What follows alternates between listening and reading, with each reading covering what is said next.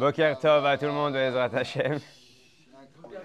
Allez, on continue sur le Pérekret. Le shiur aujourd'hui, il est dédicacé par David Levi Ben Nelly Nona pour une grande Hatzlacha dans tous les domaines, Bezrat Hashem. Et Kamouvan, on demande à Hashem de protéger nos Chayalim, nos Chatoufim, nos gens qui sont kidnappés, qui puissent rentrer tous rapidement, Bri'im Veshlemim.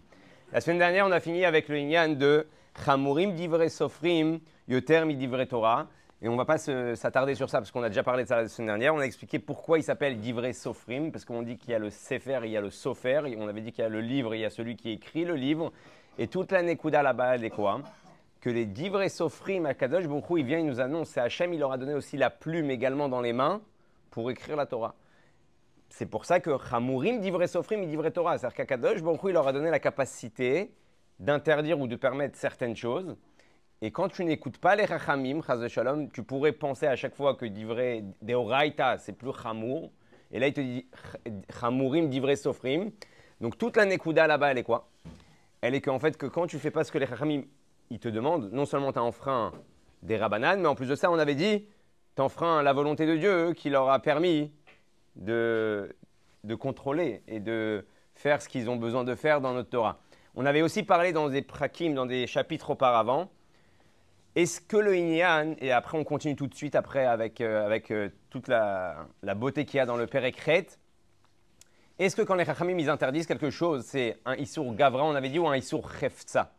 Est-ce que les Chachamim, quand ils disent ça c'est interdit, malgré que la Torah n'avait pas décidé que c'est interdit, par exemple on avait dit que c'est Klipat Noga, donc c'est parvé, c'est ni Gdusha, c'est ni Touma, mais les Chachamim ils vont mettre une barrière. Est-ce qu'en réalité la chose reste dans le domaine du parvé, ouais, dans le domaine de la Klipat Noga, hein? Ils ont juste mis une barrière autour, donc le Issour, il est ce qui s'appelle Gavra. L'interdiction, elle t'incombe à toi, mais le Moutsar, la chose, l'objet, n'a pas changé de statut. Ou est-ce que quand les Chachamim, ils décident que la chose, elle devient interdite? C'est pas un Issour Gavra, c'est un Issour Chefza. Ils ont réussi à prendre la chose et la faire descendre dans les trois portes d'impureté. Et le Admour Azaken, comment il va être possède dans ce Inyan-là? On sait que c'est un Baal Shulchan Aruch. Il dit que les Chachamim, quand ils vont faire une interdiction sur quelque chose, c'est Issour Chefza. C'est l'objet même qui va changer de statut. Pour juste nous expliquer la force et la puissance qu'ils ont. Ils peuvent prendre quelque chose que Dieu il avait mis en mode Klipat Noga et le mettre dans Shalosh Klipot Atmeot. Donc tu ne peux pas jouer avec. C'est fini. Ce n'est pas qu'une interdiction. Pourtant, on t'a mis une barrière. La chose, elle est assour. Ok? Velachen, Gama Yetzerara, maintenant on va rentrer dans un sujet très intéressant. Vekoach Amitave Lidvarim Asurim. On sait qu'on a tous un Yetzerara. Et il y a ce qui s'appelle, par quoi on est motivé, ce qui s'appelle le Koach Amitave. La force du désir. D'accord? Chacun à l'intérieur de nous, on a ce qui s'appelle la force du désir, le Koach Amitave. Ou Shed Mishedin Nuchain. Le Zohar, il va nous dire que ça vient de où le pouvoir, cette force-là de désir à l'intérieur de nous. Quand on est poussé vers les choses qui sont interdites, ça vient d'un shed, d'un shindalet, qui s'appelle Nuchain, étranger. Chez où Yetzerara Shalumot Haolam, Shanefshotehem Mishloshot Klipot Atmeot. Donc en fait, tu es arrivé dans un matzav où ton yetz, il devient comme le yetz du monde. C'est-à-dire qu'à la base, il est en train de nous dire un chidouche extraordinaire. Un juif, il n'est pas avec le Yetzerara mondial. Il naît avec un Yetzerara qui va s'appeler Yehudaïn. Un Shindalet Yehudaïn. Un Yetzerara juif. C'est quoi alors? C'est quoi la différence entre le Yetzerara juif et le Yetzerara du monde? Maintenant, à part cette histoire de Yetzerara du monde, comment, si tu nais avec un autre Yetzerara, comment tu es tombé dans un vrai Yetzerara qui est Shalosh Klipot Atmeot, qui fait partie des portes d'impureté? Et ça, c'est Meod Ma'anien. En réalité, le Admour Azaken va nous faire un chidouche. Il va nous dire quand tu nais, un juif ne naît pas pour être attiré par des choses interdites. C'est pas sa nature. C'est pas lui. Alors, comment il est arrivé à ça? Et on va comprendre dans tous les prakim, tous les chapitres qu'on a dit auparavant. En fait, ton Yetzerara à toi, c'est juste que je vais faire des choses lo l'Eshem Shamaim. Ton Yetzerara à l'intérieur de toi, il te dit, ok, mange, bois, dors, fais ce que tu veux, mais ne pense pas à Dieu. Ça, c'est ton Yetzerara, c'est avec ça qu'à la base, tu dois leitmodet, c'est avec ça que tu dois faire face. C'est qu'à chaque fois qu'on te fait oublier qu'il y a Dieu dans ce Inyan-là, tu dois le remettre en pensant dans tous les tous les inyanim. Comme on a parlé hier aussi au shiur d'hier soir, que quand tu fais une bracha, barour, ça veut dire descendre, ata, c'est un niveau beaucoup plus haut que yud kevavke et que Elokeinu. C'est ata, c'est tel que Dieu est l'essence de Dieu. Pour ça qu'il s'appelle ata. Quand tu tutoies quelqu'un, on ne parle pas de quelqu'un à travers son nom, on parle de lui-même. Donc tu commences la bracha barour ata. Ensuite, l'étape d'après, c'est yud kevavke. Baruch ata, Hachem. Ouais. Non, ouais, dans la tête de Savé. Dans la paracha de cette semaine. OK?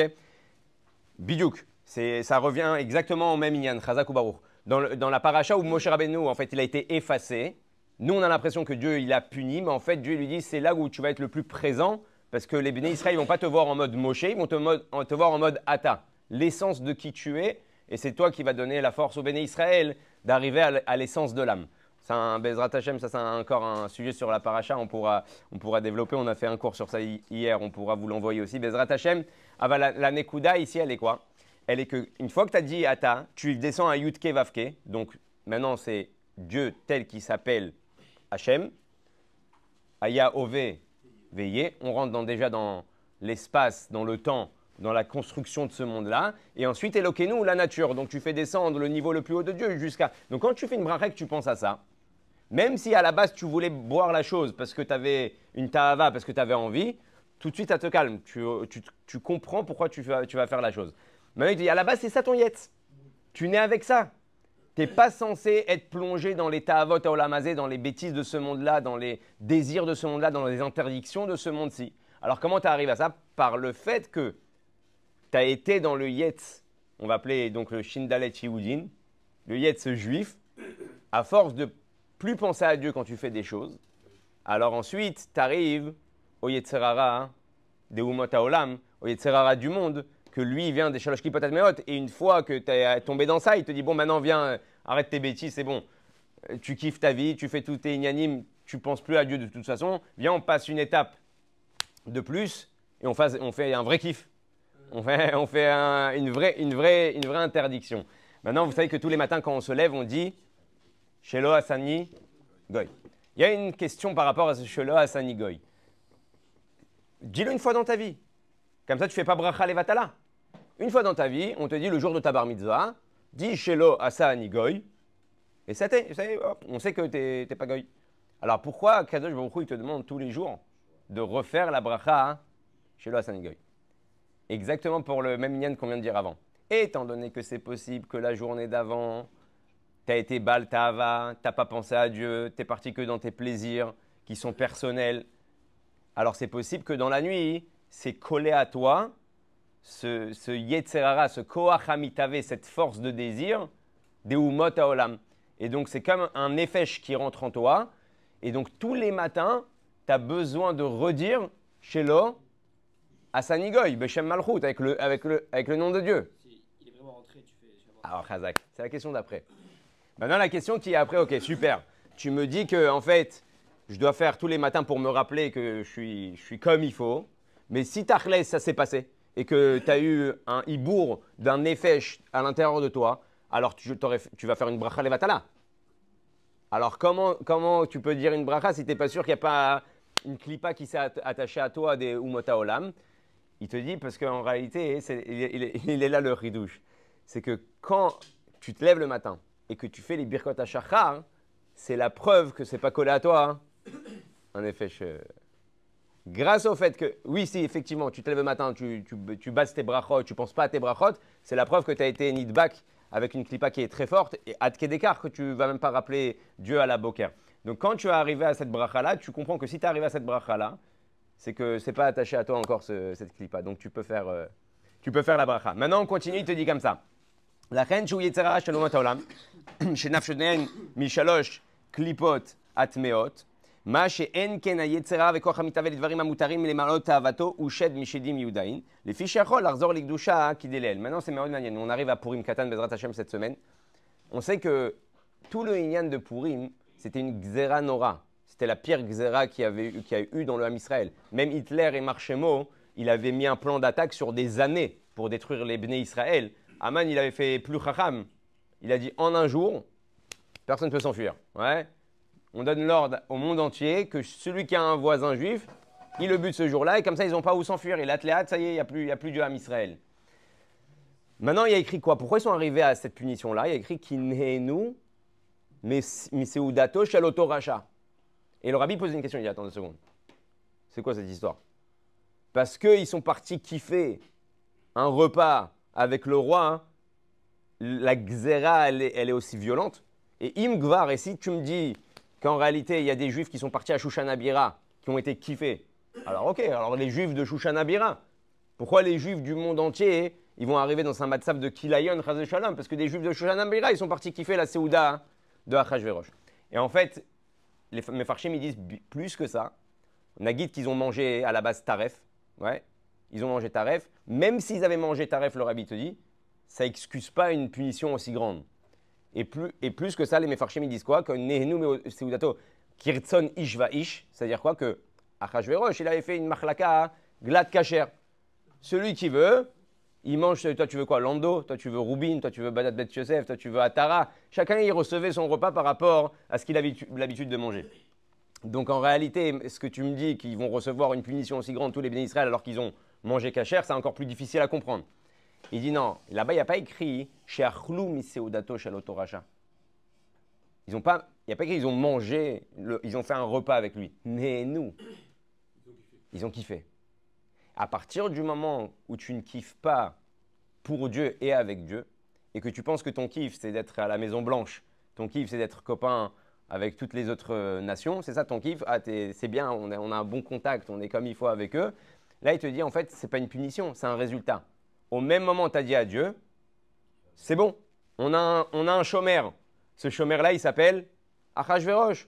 On est en bon contact, tout va bien, il ne se passera rien de mal avec lui. Donc Hachem il dit ok, il n'y a pas de problème, moi je me retire. Ouais, Bezrat Hachem.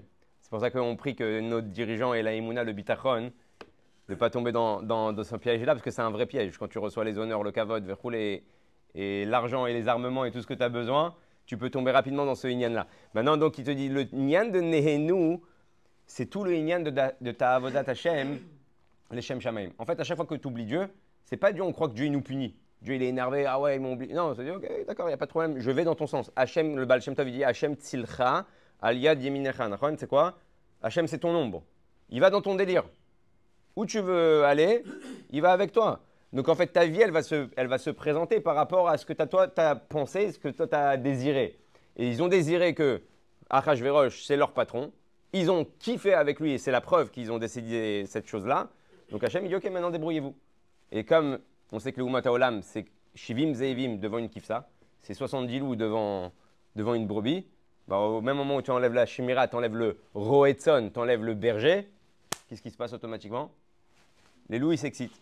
Alors, il te dit, Machen ken yetzerara vekoach hamitave. Maintenant, on continue. Armikol makom kodem shechazar. C'est Maud parce que là, le Tanya, il va nous parler de Kafakela, il va nous parler du Geinam, il va nous parler du Chibuta Kever.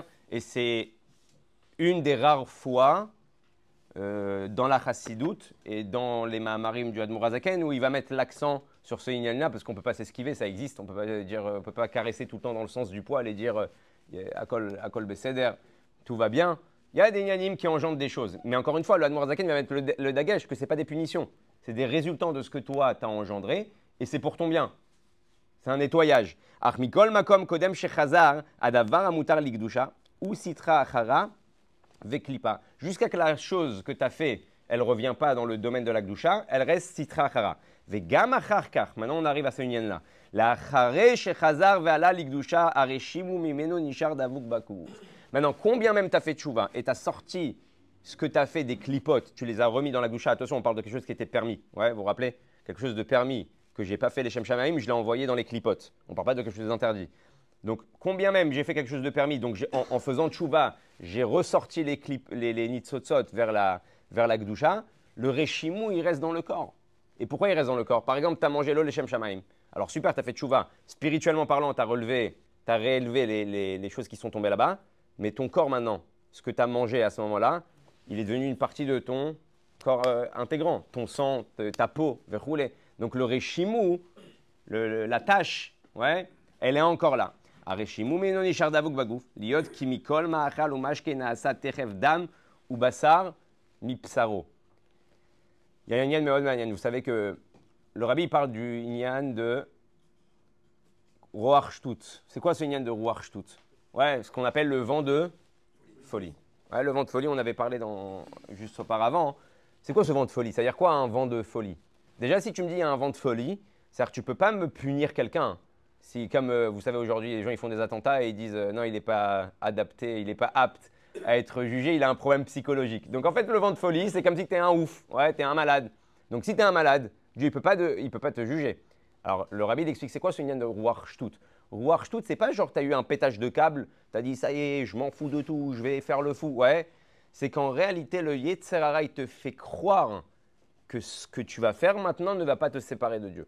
On voit que si le Yetzer Hara, il te demande quelque chose de très, très, très, très grave, de te prosterner devant une idole, ouais, ce Ruach Shtut là, il passe pas. Il rentre pas. Tu vas dire, t'es complètement dingue. T'as un copain qui te dit ça, il va te faire cuire un œuf. T'es fou, quoi. Et pourtant, hein, quand tu veux parler un peu de la Shonara, tu sens pas que tu te prosternes devant une idole. Et le rabbi dit, en fait, le résultat, il est le même. Chaque Avera, chaque Lota assez que Dieu t'a demandé de respecter, à chaque fois que tu enfreins cette chose-là, à ce moment-là, tu t'es séparé de Dieu. C'est comme si tu avais dit à Dieu, pause, il y a toi, il y a moi j'ai envie de faire ça. Donc que tu te prosternes devant une idole ou que tu fasses une petite Avera, que toi tu considères comme petite Avera, en réalité c'est le même résultat du fait qu'à ce moment-là, tu te sépares de Dieu. Il dit alors, c'est quoi ce Ruach Shtut? C'est le Yetzer Hara. En fait, le Ruach Shtut, c'est le Yetzer Hara qui te fait croire. En fait, il te fait une anesthésie, il te fait croire à ce moment-là. Ne t'inquiète pas, il ne va rien se passer. Ne t'inquiète pas, c'est pas pour autant hein, que tu t'es éloigné de Dieu. Et c'est ça ce Ruach Shtut. Alors maintenant, on revient à la question initiale. Alors pourquoi tu es puni? S'il y a eu un Ruach Shtut et que tu me l'appelles ça un Ruach Shtut, pourquoi tu es puni? En réalité, tu es puni pas sur le fait que tu as fait la chose seulement.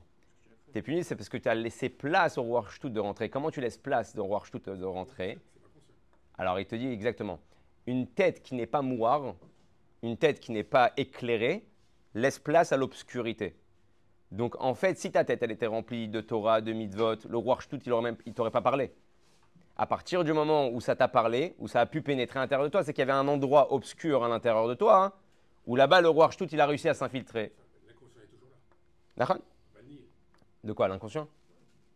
Ouais. Faire des choses que tu ignores consciemment. Ouais. Ça dépend jusqu'à combien tu es conscient. C'est pour ça que la Torah elle est censée t'amener un da'at, une conscience de la gravité des choses ou de l'importance des choses. Ouais, d'accord. On ne va pas rentrer dans ça parce que c'est un sujet très... Le conscient, le subconscient, c'est encore un autre domaine. Peut-être on aura l'occasion de parler de ça dans la voiture quand on fait le retour. Ava nous. Déjà, je vais faire une petite bracha. Baruch ata Adonai Elenu melech haolam she'akol niya bidbaro. Il y avait une explication. Vous savez qu'il y a des malachim qui s'appellent les kirvaim. C'est quoi les kirvaim? Les kirvaim, c'est des malachim qui sont à une darga où ils prennent le niveau, la lumière d'Akadosh Baruch Hu. Et en fait, c'est comme chez nous. On a le système digestif, on prend à manger. Ce qui est bon, on le garde. Ce qui est mauvais, okay, on le sort. Les malachim, ça se passe pareil. Pour arriver à ce monde matériel, Dieu, il donne une lumière de Dieu, une lumière divine. Cette lumière divine, qu'est-ce qu'elle va faire? Elle va s'habiller par ces malachim-là, par ces anges-là. Eux, ils vont garder la lumière et la psolète, donc le rejet, ça va être la matérialité de ce monde. Le rabbi dit, c'est pour ça que combien est bête, en fait, combien on est dans un Ruach Shtut, quelqu'un qui est plongé dans la matérialité de ce monde, quand tu sais qu'en réalité, c'est la psolète, c'est les excréments, c'est les détritus de la lumière de Dieu qui est passée par ces anges-là. Alors, dans ce détritus-là, il y a cette lumière-là qui se cache que tu dois sortir, mais si tu sautes, tu plonges dedans juste pour la matérialité, c'est comme si tu avais plongé dans une piscine de... Ouais. Il y avait un... Hein, voilà, no comment. Il y avait un chassid à Lubavitch. Une fois, il a eu besoin d'aller à Moscou. Maintenant, les chassidim, à l'époque, ils étaient dans des forêts. Il n'y avait rien aux alentours, à part une chèvre, une vache et un cheval. Et il est un jour obligé d'aller à Moscou. Maintenant, Moscou, c'était déjà waouh par rapport à ces comtés qui étaient super éloignés et très arriérés. Et il est dans la calèche, il est en train de se balader à Moscou et il regarde aux alentours qu'est-ce qui se passe. Et par la fenêtre, Bet Mimout, il dit waouh, ils ont lâché ici les malachim. Hein. Les anges, ils ont bien lâché parce que pour lui, la matérialité de ce monde, c'est l'obsolète, c'est les détritus des malachim. Donc il était choqué de voir comment il y avait aussi de choses aussi belles, aussi grandes. Il disait, voilà, les malachim, ils se sont bien trucs. Ok. Achmikol makom kodem shechazar likdusha ou sitra achara ou klipa. Pardon, ça on l'a déjà fait. ולכן צריך הגוף לחיבוט הקבר לנקותו לטהרו מטומאתו שקיבל בהנאת העולם הזה ותענוגיו. Et donc un homme, il va devoir passer par ce qui s'appelle chibut hakever. C'est quoi chibut hakever? En fait, chibut hakever, c'est pas qu'une punition, c'est te nettoyer, comme on va voir aussi avec kafakela. C'est comme si tu as un habit qui a pris de la poussière. Alors, on est ménaer, on bouge un peu le béguet pour que les saletés, elles puissent partir. C'est ça le but de chibut hakever. On avait parlé dans 2 cours en arrière comment les inatzel mi chibut hakever. Le rabbi dit qu'il faut faire au moins 6 à 7 heures par jour, dire des mots de Torah. Ouais, ça c'est pour être sauvé de chibut hakever.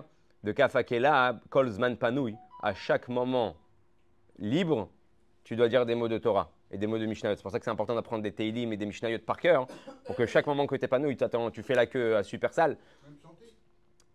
Chanter, ouais. Ok. S'il y a des paroles de Torah, chante, ouais, chantonne, il n'y a pas de problème. Tant que c'est basé sur des psukim. D'accord, maintenant, tout le Inyan, il y a plein de chansons qui ne sont pas cachour aussi à la Torah.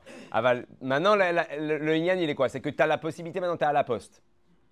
Tu as même volé ta place, on t'a doublé. Ouais, tu te dis, ouais, je vais me taper encore 10 minutes de plus. Ah, prends un sefer, prends un livre, étudie, fais quelque chose. Et là, tu es une nitzal gamme de chibut hakever et aussi de kafakela. Mitumat klipat noga mishin liudain. Et là, imken michelon ena meolam hazeh kol yamav ke rabbeinu akadosh. Maintenant, il te dit, pour être sauvé de ça, pour ne pas arriver à un matzav où chas v'shalom, tu as ces tâches-là qui vont se mettre sur toi, il faut être comme Rabbeinu Akadosh. Rabbeinu Akadosh, c'est qui? Rabbi Yehuda Anassi. Rabbi Nachman. Rabbi Yehuda Anassi dans la Gemara. Maintenant, on sait que Rabbi Yehuda Anassi, avant de partir, il a dit, je n'ai pas profité de ce monde-là, même avec mon petit doigt. Et pourtant, on sait qu'il était riche. En été, il y avait du manger d'hiver. En hiver, il y avait du manger d'été. Donc, il lui manquait jamais de rien. Il n'y avait pas chez lui de rupture de stock. Il était au top. Et comment Rabbeinu Akadosh, il dit, j'ai jamais profité de ce monde-là? Parce qu'effectivement, il mangeait tout, les Shem Shamaim. C'est-à-dire qu'il n'avait pas, quand il voyait un radis ou quand il voyait une pastèque ou quand il voyait un yann, il n'en avait rien à cirer, lui, du goût et de ce qui se passe par rapport à le plaisir qu'il va prendre de ça. Ok, c'est du manger. Ok, il faut manger parce que je dois étudier. Ok, je dois manger parce que Akadosh Baruch Hu, il m'a demandé d'être en forme et faire ce qu'il a besoin de faire dans mon service de Dieu, qui me demande beaucoup d'énergie. Maintenant, le rabbi pose une question. Il dit, ce sefer-là, il s'appelle Sefer Abenoni. Et là, tu nous donnes l'exemple d'un tzaddik, d'un haut level, d'un rabbi, ouais, qui est Rosh Bnei Israël à ce moment-là, Rabbeinu Akadosh. Tu me le rentres en plein milieu du Tanya, alors que tout le Tanya, c'est le Sefer Abenoni. Et on sait que le Sefer Abenoni, c'est quoi? C'est basé sur les gens qui ont un Yetzer Hara. Et tu me parles de quel rapport? Déjà, qu'est-ce que ça fait là? Et de deux, pourquoi tu ne me dis pas, le Admor Zaken, il n'emploie pas Rabbi Yehuda Anassi? Pourquoi il emploie le mot Rabbeinu Akadosh? Parce qu'on sait que quand on dit Rabbeinu, ouais, ça veut dire c'est notre Rav. Le Admor Zaken, il a voulu nous enseigner même la darga de Rabbeinu Akadosh. Alors c'est vrai que peut-être toi, oui, tu auras un goût dans ton palais que lui n'avait pas. Mais comment aller manger, comment aller dormir, comment aller boire, comment diriger sa journée? Tout le monde a la capacité, comme Rabbeinu Akadosh, comme notre maître, ouais, de se comporter comme lui. De ne pas profiter de ce monde-là, hein, si ce n'est pas en rapport avec Akadosh Baruch Hu. Donc c'est pour ça qu'il l'a ramené à cette Nigula. Vous savez qu'il y avait une fois, le Baal Shem Tov, il a entendu un goy qui donnait de la paille à son cheval. Et il lui a dit à son cheval, ne crois pas que je te donne de la paille pour le kiff ou pour le plaisir. Je te donne de la paille juste pour que tu puisses pousser ma charrette. Comme ça, il parlait avec son cheval. Et le Baal Shem Tov, il est passé à côté. Comme le Baal Shem Tov, tout ce qu'il entendait et tout ce qu'il voyait, c'était une ora'a, une directive dans le service de Dieu. Il est rentré Bedvekout et il a dit, c'est exactement pareil avec la Nefesh Habahamit. Ne crois pas que je te donne un café, que je te donne à manger, que je te donne à boire pour que tu kiffes. Je te donne juste pour que tu puisses continuer à pousser la charrette, à ramener la Neshama et à tirer la Neshama où elle a besoin d'aller pour faire Torah au mitzvot. Valdvarim kegon betelim beter. Maintenant, l'Admor Zaken, on a parlé bien du manger, tout ça. Baruch Hashem, Le monde juif, il est basé à fond sur le manger. Bon, Hachem, même nos chagim, ils sont basés que sur ça. Même Purim, il est basé que sur ça. D'où l'importance de parler de ça. Maintenant, le Admor Hazaken, il va passer dans une autre étape. L'étape de quoi? On a parlé de ce que tu rentres. Ouais. Maintenant, on va parler aussi de ce que tu sors. Dvarim betelim. Les choses qui sont, le Admor Hazaken, il dit Dvarim betelim be'eter. Toutes les paroles, maintenant on rentre dans le monde de la parole. Toutes les paroles que tu vas employer, que tu vas utiliser durant ta journée, qui ne sont pas Torah, Gdusha, ils vont où?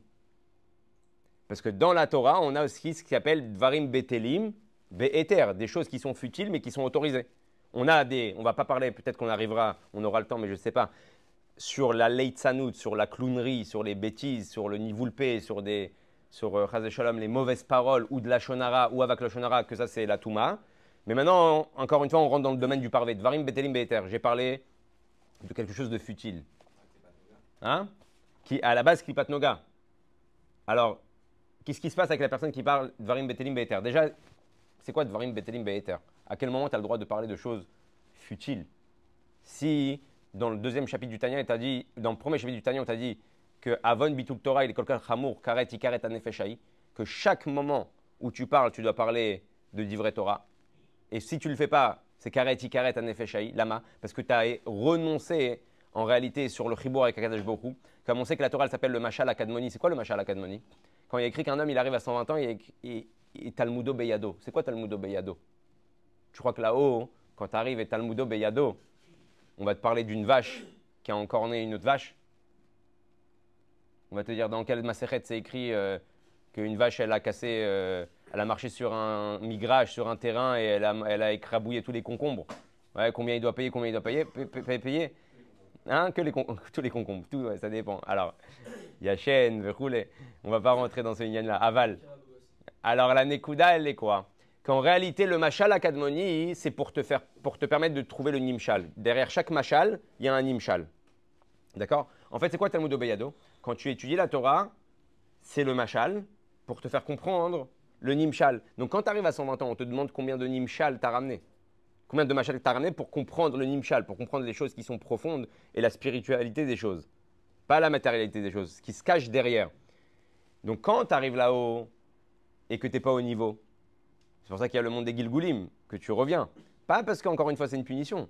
C'est un résultat. Quand tu dois redoubler, tu redoubles. Parce que si tu rentres dans une classe où tu comprends rien, tu es frustré, tu prends un élève de Kita Aleph et tu le rentres en Kita Gimel, toute l'année, il va être pas bien parce qu'il ne va pas comprendre ce qui se passe là-bas. Il dit, toi, tu es arrivé avec un certain niveau, mais tu dois rentrer dans cette Kita-là. Ouais, donc je te renvoie à la Mechina. Je te renvoie où tu dois aller pour ramener un maximum de Machal et de Nimshal pour que tu puisses accéder à l'endroit qui t'appartient dans le Gan Eden. Il dit, Kegon Amaret Sheno Yachol Ilmod. Donc c'est qui cette personne-là qui a le droit de parler de choses futiles? Be'eter. C'est le Hamaharetz. Le Hamaharetz, mais il y a un problème.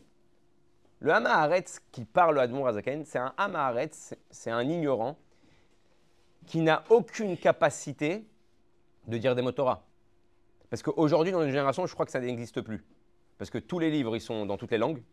Ils sont même en phonétique. Tu as même des cours en ligne. Ouais. Tu as même des livres en braille. Ouais, pour ceux qui sont aveugles. Il y a une époque, quelqu'un qui ne savait pas lire, qui ne savait pas écrire, ouais, un analphabète. Alors lui, il va rentrer dans un domaine de ce qui s'appelle Dvarim Betelim Be'eter. Qu'est-ce que tu attends de lui? Il ne peut pas étudier la Torah toute la journée. Donc, il a cette possibilité de parler de choses futiles. Hein?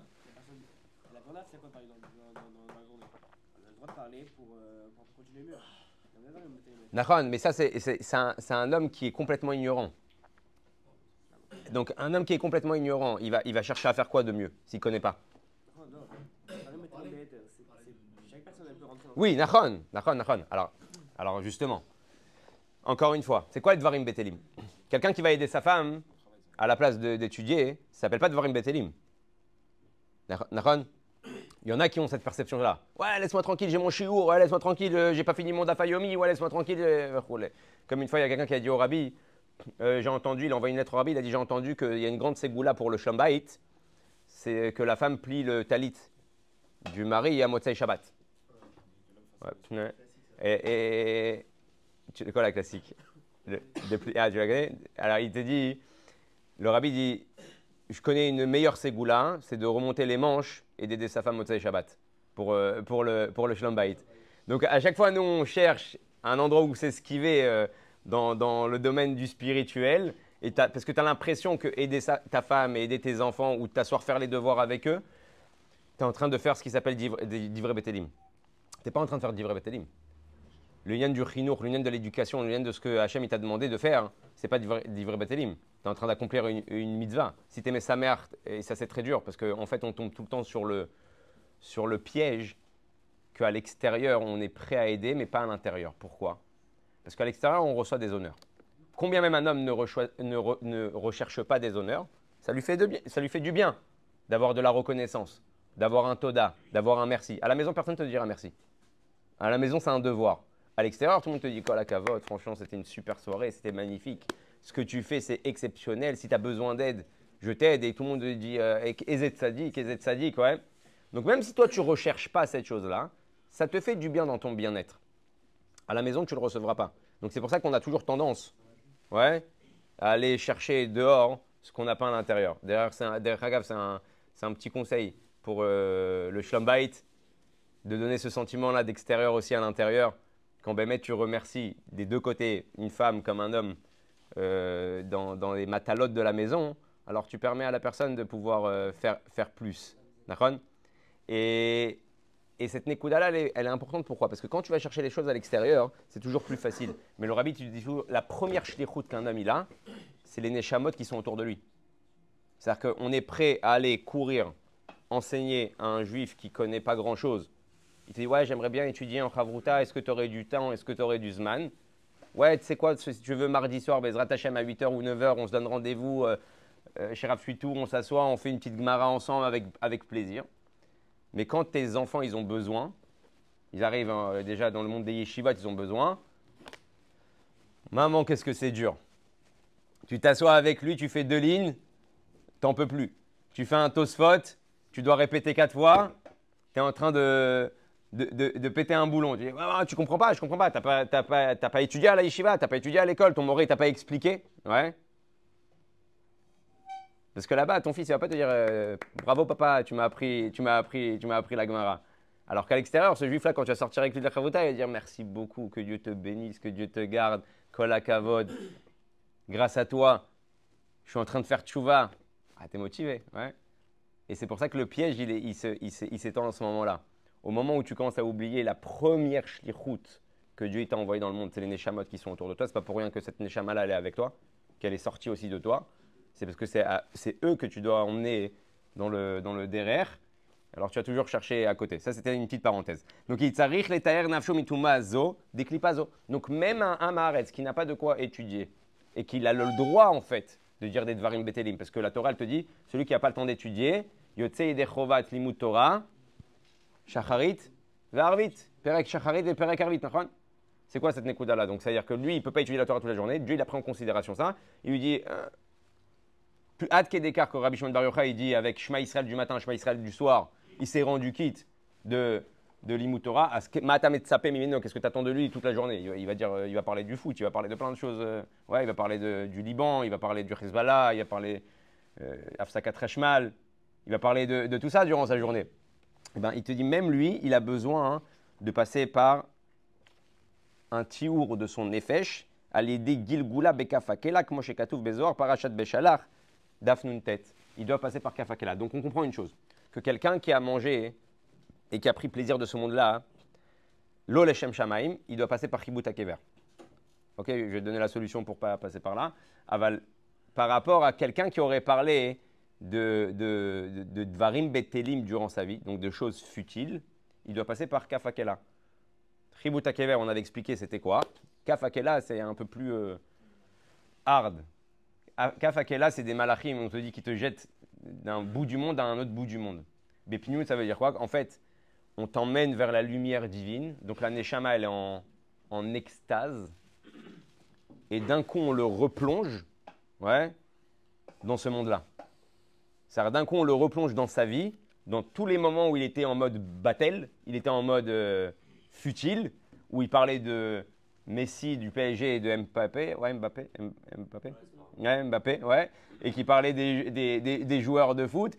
Et de la lumière spirituelle où ça y est, il est au top. Bam, on le remet dans un match de foot. Ouais. Et ça fait souffrir la neshama et ça fait partie du nettoyage. Aval et diburim asurim, כמו ליצנות ולשון הרע וכיוצא בהם, שהם משלוש קליפות הטמאות לגמרי, אין כף הקהלה מועיל לתאר ולהעביר טומאתו מדנפש, רק צריכה לרד לגיהינם. Mais sur ça, on va finir pour aujourd'hui. Par contre, si tu as dit, pas seulement des dvarim betelim, mais tu as dit des choses asurim, comme on a dit de la shonara, ou des blagues, ou une chariade, ou tu as fait honte en public, tu veux rouler, toutes ces choses-là, ça ne suffit pas de passer par kaf akela, il faut passer par le gehinam. Maintenant, on a dit qu'il y a deux gehinam.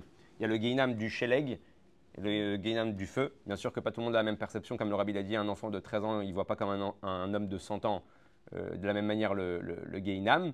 C'est pourquoi il y a deux gehinam. Le gehinam du sheleg, il est par rapport au mitzvot lotaase, et le gehinam le gehinam du sheleg, ouais. Ça veut dire qu'en réalité, il y a le froid et le chaud. C'est quoi le froid et le chaud? Toutes les avérotes qu'Akadosh Baruch Hu, il t'a demandé de ne pas faire, ça c'est le feu. L'otaase, c'est le feu. Pourquoi? C'est ta pulsion, ta chaleur, ton dame, ton sang, il t'a engendré à faire quelque chose qui a été interdit, parce que tu étais chaud. Ouais, donc la punition, Mida Kanegan Mida, c'est le gehinam du Esh. Maintenant, toutes les mitzvot assez, quand tu les as pas fait, c'est par quoi? C'est par froideur. Tu as eu la flemme, tu n'avais pas envie, tu étais fatigué. Donc là, la punition de toutes les mitzvot assez que tu as loupé, c'est par le gehinam du sheleg pour ceux qui aiment le ski. Ouais. Ceux qui aiment les vacances d'hiver. Alors là-bas, il y a apparemment des belles montagnes. Donc, en réalité, le Pérec, on va continuer Bezrat Hashem la semaine prochaine, mais le Pérec Chet, on comprend qu'il nous monte encore le Admor Hazaken. Je vous rappelle que c'est le level du Benoni qu'on doit tous atteindre. Ad Kama tu dois être Lishma, parce que jusqu'à présent, on s'est vachement arrêté sur le manger. Mais maintenant, tu te rends compte que ça ne concerne pas que le manger, ça concerne aussi tes diburim. Tout ce que tu vas parler dans la journée, est-ce que derrière il y a une kavana, les shem shamaim, ou c'est stam dvarim betelim et futile? Et même dans ça, on te dit qu'à chaque fois que tu parles, tu rentres soit dans le monde de la klipa, soit dans le monde de la gdusha. Donc on a beaucoup de travail, on a du pain sur la planche, c'est pas évident. Mais si le Admor Hazaken, il nous a dit que le Sefer HaBenoni, il concerne tout le monde, grâce à quoi? Grâce au fait qu'on a une neshama, comme il y a écrit Veyavo Ashlishi Veyachia Benehem. En réalité, c'est quoi Veyavo Ashlishi Veyachia Benehem? On a le Yetzerara, on a le Yetzeratov, la Nefesh Abahamit, la Nefesh Elokit. Les deux ensemble, ils ne peuvent pas gagner le combat. Yavo Ashlishi Veyachia Benehem. C'est qui le Shlishi? C'est Akadosh Baruch Hu. Akadosh Baruch Hu Ba Veozro. Quand Hachem, en fait, il te dit déjà les khatri là, t'inquiète pas. Si tu as besoin de moi, je suis là. T'inquiète pas, les khatri là, je suis là. Donc tu ne dois pas avoir peur, qui t'est la milchama, tu dois savoir que tu es déjà au-dessus du Yetzirara. Pourquoi? Parce que tu es déjà avec Akadosh Baruch Hu. Donc Yavo Ashlishi V'Yachia Benehem Bezrat Hashem, qu'Akadosh Baruch Hu nous donne toujours l'aide d'avoir les bonnes perceptions, les forces qu'il nous faut pour être toujours les Shem Shamaim.